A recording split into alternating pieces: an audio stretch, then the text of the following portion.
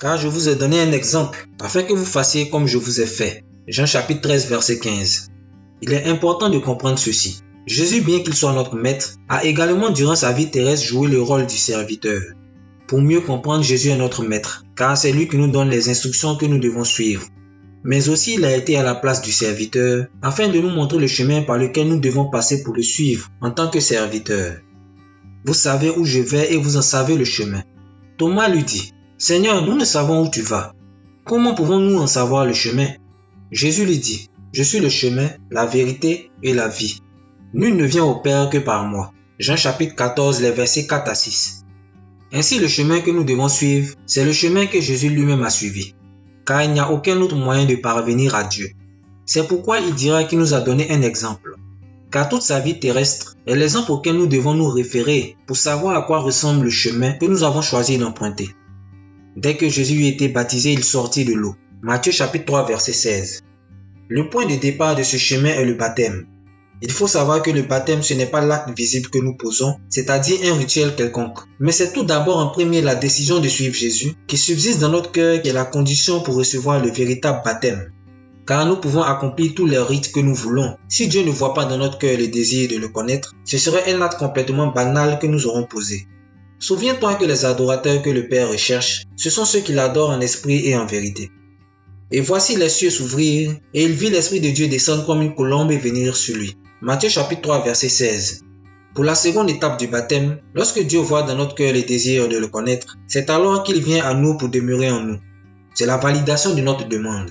Nous sommes baptisés du Saint-Esprit. Il faut savoir que ce n'est pas quelque chose que nous pouvons percevoir par nos sens. Nous savons que Dieu habite en nous seulement parce que lui-même nous le témoigne. Il n'est donc pas obligé que tu vois ou que tu ressentes quelque chose. Jean qui a vu la colombe descendre et s'arrêter sur Jésus n'était rien d'autre qu'une vision qu'il a eue. Le signe qui avait pour but de lui révéler la véritable identité de Jésus, l'agneau de Dieu, le Fils de Dieu, afin qu'il rende témoignage de Jésus à tout Israël, car telle était sa mission.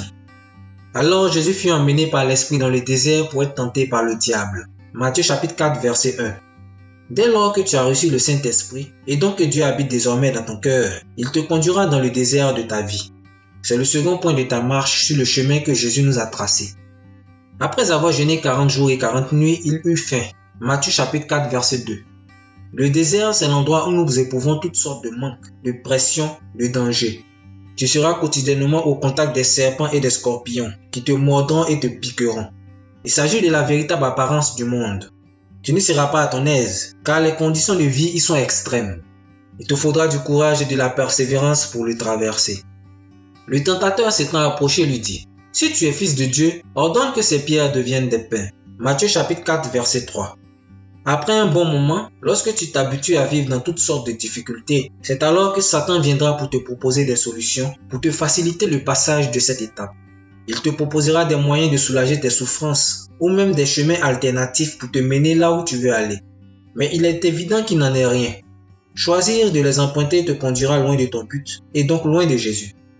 Jésus répondit, « Il est écrit, l'homme ne vivra pas de pain seulement, mais de toute parole qui sort de la bouche de Dieu. » Matthieu chapitre 4, verset 4. Lorsque Satan nous propose ces solutions pourries, Jésus nous fait comprendre que la vie de l'homme ne dépend pas en premier lieu de la satisfaction des besoins de sa chair, mais plutôt de l'obéissance à ce que Dieu nous commande de faire. Car c'est Dieu qui donne la vie, et sans la vie, les autres choses ne nous servent de rien.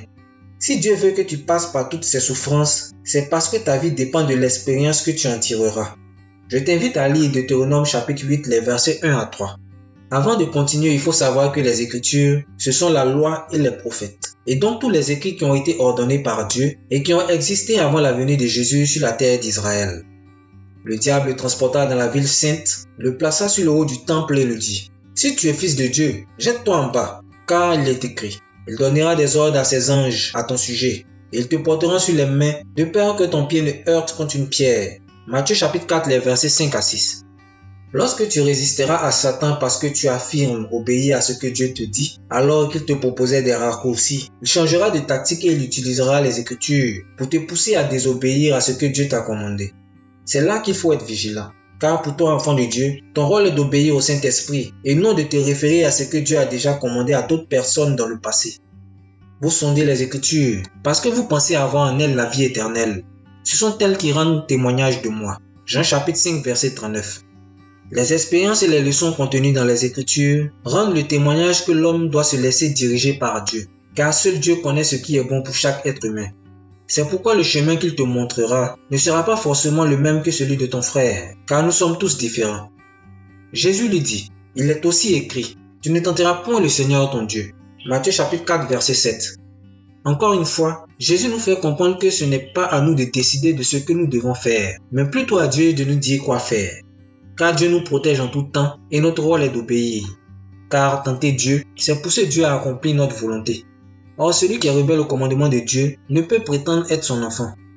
Le diable le transporta encore sur une montagne très élevée, lui montra tous les royaumes du monde et leur gloire, et lui dit, je te donnerai toutes ces choses si tu te prosternes et m'adores. Matthieu chapitre 4, les versets 8 et 9.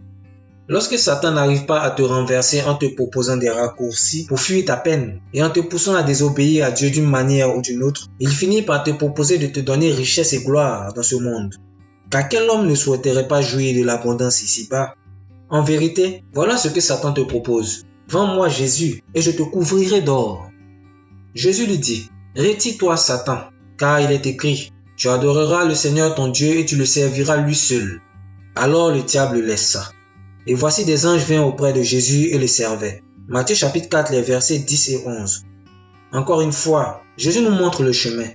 Dieu a créé l'homme pour que celui-ci l'adore et le serve. Se détourner de ce but revient à dire que nous sommes perdus. Si donc je vous ai lavé les pieds, moi le Seigneur et le Maître, vous devez aussi vous laver les pieds les uns aux autres. Jean chapitre 13, verset 14. Après avoir enduré et supporté toutes sortes de souffrances que le monde t'a causées, et après avoir été tenté de toutes les manières par Satan, c'est alors que Dieu enverra ses anges pour t'escorter dans ton service pour tes frères, car tu es désormais apte à rendre ce que tu as reçu de Dieu. C'est le troisième point de ta marche sur le chemin que Jésus nous a tracé. Avec l'enseignement que tu as reçu, tu pourras marcher dans le monde sans craindre les dangers, mais aussi en évitant les pièges que Satan a disséminés partout, car tu sais comment marcher avec Jésus. C'est ici mon commandement. Aimez-vous les uns les autres comme je vous ai aimé. Il n'y a pas de plus grand amour que de donner sa vie pour ses amis. Jean chapitre 15, les versets 12 et 13. Ton apprentissage étant complet, tu sauras évidemment qu'aimer tes frères comme Jésus nous l'a commandé. Reviens à mourir pour eux à ta propre volonté chaque fois que Jésus te commande d'accomplir la sienne.